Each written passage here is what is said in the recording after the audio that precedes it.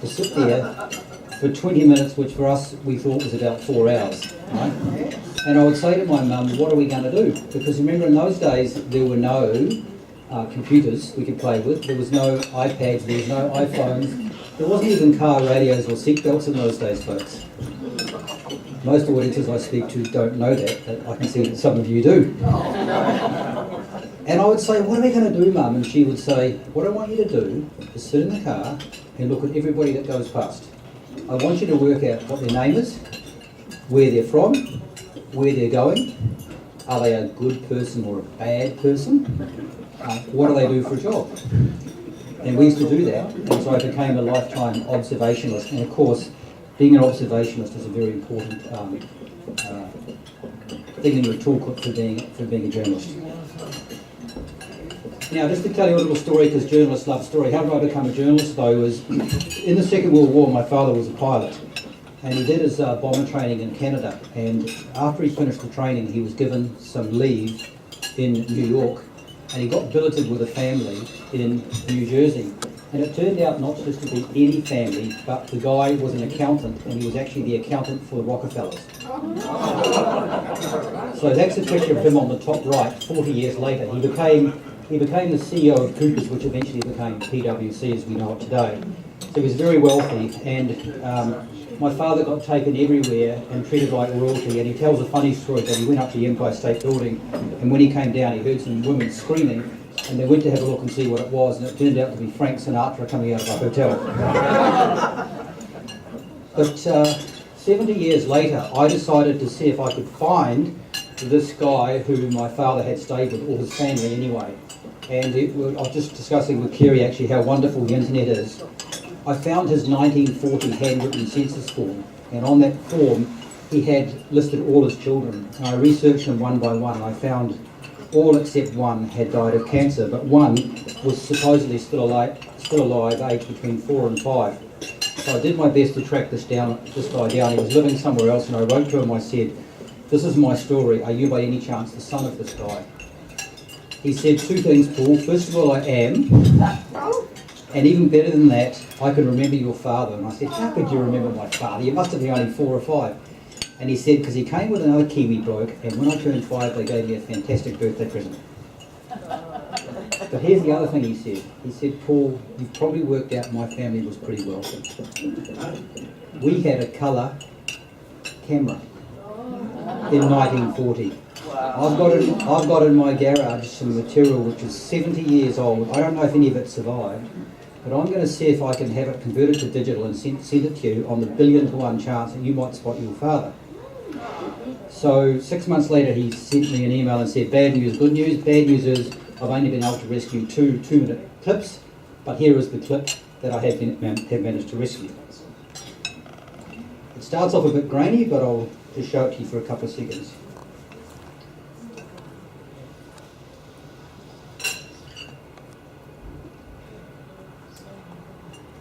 This would be the Jersey Shore in September of 1944, the hurricane.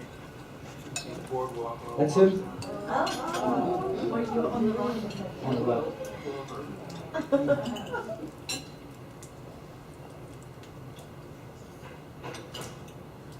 That woman's husband was a First World War fighter pilot. Typical Kiwi, look at him kissing those girls.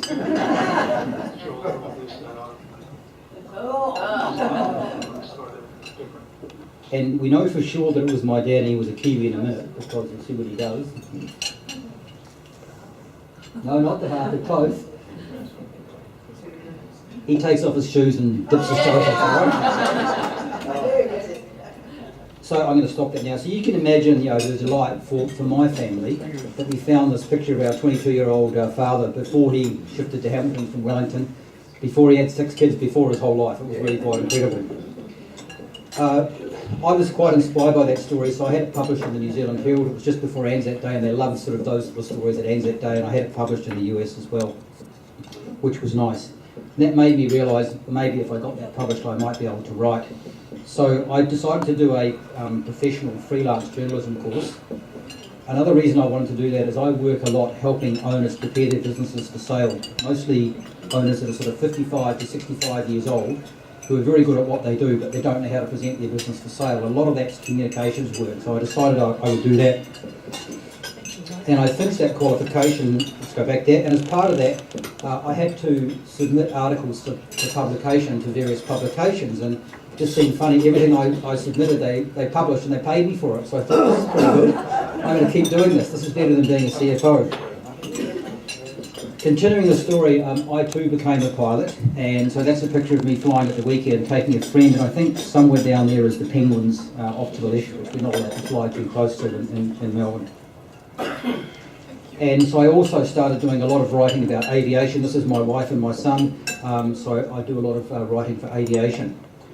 But what I want to talk today about more is my business writing and some of the things that I come across in my business writing, to the theme of all things pass away, but all things become new. Some of you may know this magazine, which is called Acuity magazine. It's the Institute of Chartered Accountants in Australia and New Zealand's magazine. It's a very good publication, and it's actually the business magazine of the year at the moment. It's a good publication. So I write a lot for them. And what I want to do is just give you an overview of some of the articles I've written and some of the things that I'm picking up. Now, there's a bit of jokes about New Zealand, wasn't there, at the start? The first article I wrote for them, which was a very difficult topic really, is what are the differences between doing business in Australia and New Zealand? From the surface, we all look pretty much the same, don't we? But the reality is it's actually very, very different. I'm just going to pick out one thing that I highlighted in this article was the difference between the two tests in the two countries to be accepted in polite society and business. In New Zealand, there's a thing called, or I call it anyway, the decent person test. You have to be a decent person. And if you ever transgress that, unlike in Australia, you can never come back. Ever. Right? Once transgressed, you're never allowed back. In Australia, the test is a little bit different, as I've found it. It's a fair go test. Do you believe in the fair go? And do you practice the fair go? And if you do, you can make it in Australian society and Australian business. But unlike New Zealand, if you transgress, you can come back. We tend to be more forgiving in Australia. Be it sports or business, you can come back. So that was an interesting article. As an accountant, you get sick of being called bean counters and being boring. I think this is true of a lot of professions. So I wrote an article about the importance of business people living outside the box and living outside the square and doing things other than their own profession to make them interesting and to make them better business people. And as part of that, I was actually quite interested to know the origin of live outside the box. I'm not sure if any of you know. See if I can read it there. It's a Sam Lloyd's Encyclopedia of 5,000 puzzles, tricks and conundrums. It's a really cool book. But that was the origin, and that's the picture that shows how if you think outside the box you can cover all the dots with just four lines. And some of the things that I recommended to accountants to do in that article, not surprising if they want to make themselves more interesting, was study journalism, work in charity. I was at a meeting recently where someone came to run one of the biggest Australian companies from New Zealand, and she asked a very wise person who'd been here a long time, where do I find all the important people? Because she was going to be head of a big organisation, and the guy said to her, the arts and charity, my dear, that's where they all are. So working in charity, you do meet a lot of influential and good people. Other suggestions were, study marketing if you're an accountant because you need to know more, and things like that. So this was an article I wrote on why people should live outside the box, not just think outside the box. Now, here's one that is very interesting, and manners in business, do they still matter? You think about it, really, it was quite crazy that I even had to write this article. Like, you'd think it would be self-evident, wouldn't you? But we all come across so many examples, or I have, of bad manners. I thought that the article needed to be written. And the conclusion of the article is that manners do matter, and they matter a lot if you want to be successful in business. I was talking to a colleague this morning, and he said, too right, this is a very high up colleague, and he said, to me it all starts at the breakfast table and the dinner table with the children. We want them to show good manners at the table because it does matter. So there's a whole industry of people now who teach people manners because they haven't been taught when they were younger. But it gets a bit more complicated in a business sense. So one of the interesting articles that I came across was What do you do if you get invited to go on a corporate jet? How do you behave and how do you conduct yourself? So there's a lot of elements to it.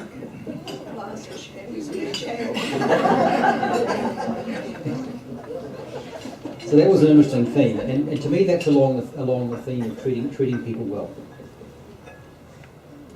And a great example of that is the Apple stores. I'm not sure if you've been into the Apple stores, but they all look pretty much like this, don't they? You know, and this is the most successful, I think, or just about the most successful company in the world. And you know what happens when you get to the door, you get greeted by someone very politely and very nicely. They're just absolutely fabulous, and I think they have completely reset the scene for other businesses in Australia and around the world. And you've seen Telstra and Optus and a lot of the computer companies completely change their acts now, because this is the sort of service and manners and quality that people expect. So they've done a great job at changing that. Another article I wrote about is around treating people, is what should you do as a company? I don't expect you to read this, by the way. What should you do as a company if one of your employees gets sick, really sick, like with cancer? The reason that story came about is my very best friend of 31 years, he was a pilot. He was here with me watching the bombers thrash somebody, I can't remember who it was, at the at Etihad one week. And a week... Exactly. And a week later I got a call from his wife saying, I'm just driving up to Auckland, I've been asked to turn off his life support. Right. As a pilot, he'd caught something, we don't know what, it was never diagnosed, and he was hooked up to every machine you could be hooked up to. Miraculously he survived, and after about a year we thought he was going to make a complete recovery, but he didn't. He went downhill and he died. Not good news, your best friend of 31 years, probably spoke every day. But what really impressed me was his wife and everyone who knew him said how incredibly well Air New Zealand had treated him. Not just the company, but the insurers as well. And it got me thinking about that. And so I did some research on this topic. And by the way, those of you who don't know, Air New Zealand is a very wonderful airline company. I did some research on it, and I found that that was far from the norm. That there were a number of companies who, I came across stories who made people redundant when they were sick, or fired them because allegedly they couldn't come to work because they were having cancer treatment or something. So I decided to write this story about this, and again in this theme of people and treating people well, back to old-fashioned things maybe. There was two conclusions from this article, which was, if you are an employee, be a really good employee. Because when I spoke to all the HR directors of the big companies, they said, when this happens, we have a lot of discretion. And the people always need more annual leave and more discretion than they're statutorily entitled to. And guess what? If you've been a real bad, horrible employee, you don't get it. But if you've been a great employee, you do. And on the other side, for companies, because there's a lesson for the companies as well, if one of your employees, especially one of your good employees, gets really sick, how you treat that employee has a huge effect on your brand and the way that your staff perceive you. And if you treat them well, it does you a lot of good, but if you treat them badly, it can really damage your brand very, very badly. The editor was delighted, in a sad way, that just after that article was published, you'll be aware of what happened with the Commonwealth Bank. So, as I understand the story, this gentleman who had been with them for quite some time had I think it was a death in the family or something, and had some mental health issues. The Commonwealth Bank said to him, you're not fit for work, we're sacking you, and we're relying on a psychologist who's also a doctor. Go and claim on your insurance. What they hadn't cottoned on to was he was actually insured with them. And when he claimed, they said, you're fit for work, and we're relying on a psychologist who's also a general practitioner. Turned out to be the same guy, by the way. We're not paying your claim. So he went 2 years without being paid, and until the wonderful journalists from the ABC got onto it, he didn't get paid out, but magically he got paid out. But this is one of the origins of the call, right or wrong, for inquiry into the banks, because they got it so wrong with this employee. So, you don't really wish these things happen, but it's nice when you write an article as a journalist and something comes up straight away. This one was just published on the 1st of May, and this was an article about the advantages that small business have over corporates and how corporates can counter that. Interesting that when I did the research and I asked how big companies could counter little companies, these were the 5 things that I was given. They're all really about people, but the most important one was they said culture, culture, culture. Treat people well. Again. The article I just submitted this week to Acuity is a great, I love doing this story. This is a story about Australian and one Kiwi, because we've got it's an Australasian magazine, we've got a Kiwi company in there as well. Great small business, Australia and New Zealand, taking it to Asia. So we all hear about the big companies, but we don't often hear about the little companies. So the middle company is, if you ever go to New Zealand, anywhere you go, you'll get these Mrs. Higgins cookies. They are exporting now to China. The top left and the bottom right is a natural skincare product. A lot of pollution in Asia, so this is a really good natural product. Bottom left I would describe as, if any of you know Lorna Jane, the sportswear for women, this is Lorna Jane for ski bunnies. And the middle one on the bottom is really interesting. This guy invented a sushi maker. It's a little wee plastic thing like this. He sold 1 million of them in 33 countries. Right? But I want to focus on just a couple of these companies because it really interests me as a journalist and as a corporate writer and as an advisor around brand and strategy. Because it's pretty hard to make money just as a journalist. So there's some more pictures of snow angels. And this is what they say about themselves. First of all, about themselves, they say, it was through our close friendship, obsession with winter fashion, and our alpine lifestyle that snow angels involved. Both these women live at Thredbo. How good is that, right? But here's what they say, and I love this positioning. Snow angels are females around the globe who love the snow and mountain. They consider their homes a chalet, even if they live in a tiny inner city flat. And I thought, what wonderful brand positioning. You know, it's not technical, it's not boring, it's about people, isn't it? It's lovely. The second example then is from Synthesis, the company that does the natural products. And I love this positioning. Synthesis is Australia's first certified, organic, vegan, energy-imbued, bioactive, pure enough to eat skincare range. And then to summarise all that, the heart expressed through skincare. So I just think these are as a journalist and somebody who likes words and positioning, I just think this is a lovely way of doing it. It's very much bringing it back to people. Great companies. I asked them all what were their tips for exporting to Asia. And I particularly, number 4, I could have put it number 1 actually, I particularly like what they said, and again back to old values, or what some people would call old-fashioned values, what they said, do not compromise your personal or your business values, or the quality, and share your passion. I think you can see for the passion of those people there, and I thought that was really good advice, not to compromise the personal business values. Okay, I promised Kerry a video about aircraft. This is my last one actually, and then you can give me some questions if you like. This is what I regard as the best advertisement and brand positioning that I've ever come across. It is an advertisement. It's not a piece of journalism. It's a promotion. Has anyone seen this before? Just for your background, Cirrus is the biggest selling single engine aircraft for the last 12 years. When I watch this video, I'll tell you at the end what when I showed it to my wife, I'll tell you what she said. It's a couple of minutes, but it's worth a look.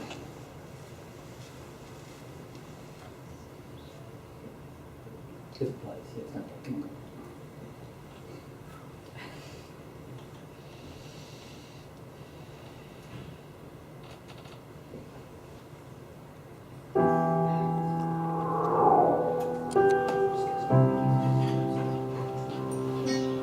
I heard him go over. Sometimes I'm asleep, sometimes not. And I heard him go over that morning. Pushing my ground level cross. Yes, sir. Hold on. Motion. How many explosives? the morning that it happened, At Lexington off the left side, 5 miles. when the phone rang, I thought, that's odd. Summer heard me, she came there and she was like, what's wrong? And I was like, your dad went down this morning. And I said, but he's okay. 242 Mike Bravo, turn left heading at I'm not calling it a crash. I call it an incident. And that's what the FAA called it. Because there was so little damage done to the airplane, they called it an incident. My name is Greg Utley. I'm from Charlotte, North Carolina. I work in the construction business. 18 years ago, he decided he was going to get his license. I fly 5 days a week for work. I wasn't crazy about it. Never have been, but it does save a lot of time. He gets home much earlier. On that day, it was on October the 22nd of 2014. Everything was normal. I went to my hangar, and as I rotated, I just remember thinking, man, it is black. Turn left heading 320. And about 10 or 15 minutes in, I reached up, cut the light on, looked at some paperwork. Everything's just normal. Around 6:17 in the morning, I heard a sound, and the prop stopped. Right before I keyed up and declared an emergency, I just thought I had 5 minutes to live. Hold on. Because I knew it'd take me about 5 minutes from 5,000 feet.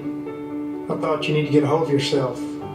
And I made a mental decision that at 3,000 feet, if I didn't like what I saw, I was pulling the chute. At 3,000 feet, I was still seeing black out of the windshield, so I informed the controller that I was going to pull the chute. The thought came to mind, I've taken so many kids and their parents on their first airplane ride and non-pilots, and I briefed them on if something were to happen to me, I want you to reach up and pull down on the handle. And then I'll tell them that you're going to float down under the canopy and you'll be fine. As I reached out that morning and I put my hands on that handle, I just thought, for some reason it came over me, you told them that you would float down. You're fixing to find out.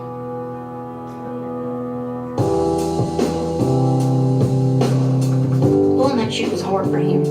I know it was. There was a very loud explosion. I am so thankful You go pretty extreme nose down. that he pulled the chute. I don't think it was more than a minute till I hit the ground. I think every airplane should have it. And I could not believe, I said, well, what have I hit? And it was very emotional when he got home. And I looked at you're on the ground and you're in a grass field. So he grabbed him. We just held on for a long time and cried a little bit. Obviously, after that, my phone was just exploding with text, phone calls, and And it'll be very emotional because we're all very, very close. there's a lot of people that really care about you. The parachute does work. I'm living proof. It kept my family together. It only reinforces your belief in the airplane. I would get in it more now than I would before the accident. Any other airplane in the dark from 5,000 feet, I had zero chance of survival. I know I made the right decision. I'm alive today because of Cirrus Aircraft, and I'm happy with the decision I made.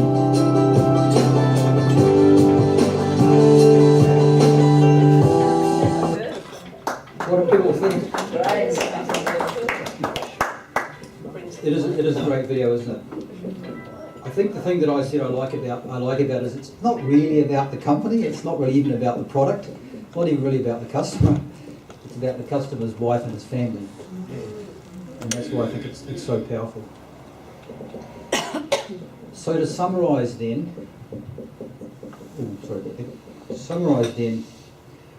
what are these old wisdoms that help with new challenges? And in my writing and all the people I come across and all I do, I've identified three. I think there's a passion and authenticity are so important today. There's so much falsehood in this world. Secondly, manners and decency. Treating people well is very good for business. It's good for life and it's very good for business. And lastly, as a journalist, I can't not add, stories are really important. I think companies that tell good stories about people are going to be much more successful than people that just try and preach or advertise to us. By the way, what did my wife say? I'm a pilot. What did my wife say when she saw that video? Fly the chute. Yeah, you are never allowed to fly any other aircraft again. So it cost me $10,000 to convert onto the aircraft. But once you've gone serious, you can never go back, and it is quite reassuring to know that you can pull that chute, and 120 people's lives have been saved by that parachute. Nobody who's pulled that parachute in that aeroplane within the constraints, and we didn't leave it to the last minute, no one has died, everyone survived. So you can see why it's the biggest selling aircraft for the last 12 years. Okay, with that, that's the end of my little presentation. I'm happy to take questions.